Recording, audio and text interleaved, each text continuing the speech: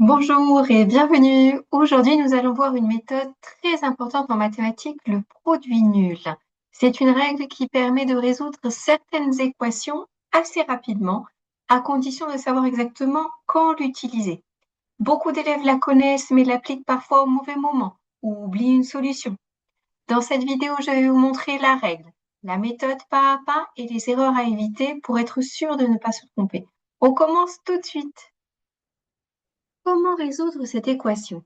X plus 3 facteur de x moins 5 égale 0.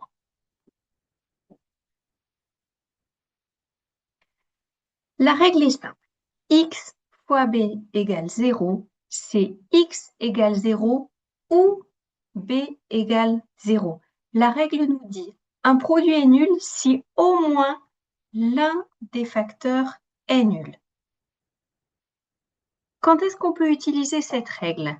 Seulement si il y a une multiplication et fondamentale et ne pas oublier si le produit est égal à 0. Par exemple, x plus 3 facteur de x moins 7 égale 7, ça ne fonctionne pas. Le produit n'est pas nul.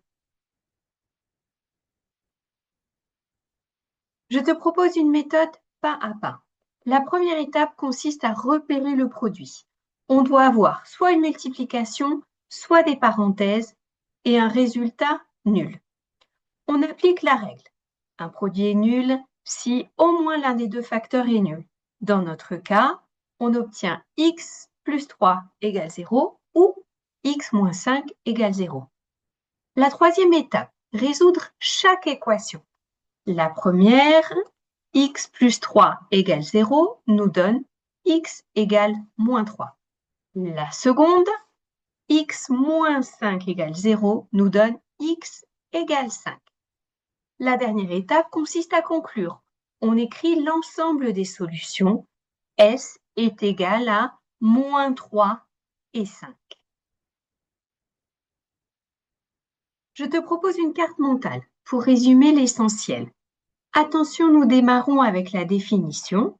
Un produit est nul si au moins l'un des facteurs est nul. Puis, on passe à la méthode. On repère le produit, on applique la règle, on résout chaque équation et finalement, on écrit les solutions. Attention aux erreurs que je vois fréquemment chez mes élèves.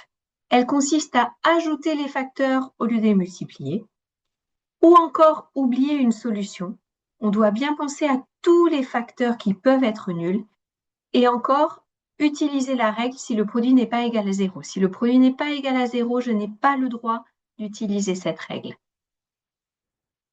Je te propose maintenant un petit exercice d'application. Résous l'équation 2x moins 7 plus 1 égale 0. Si tu souhaites essayer tout seul, tu mets la vidéo en pause et tu regardes ensuite la correction. Nous pouvons bien appliquer la règle puisque nous avons un produit de deux facteurs qui est bien égal à 0. On peut passer donc à l'étape suivante. Nous avons deux possibilités.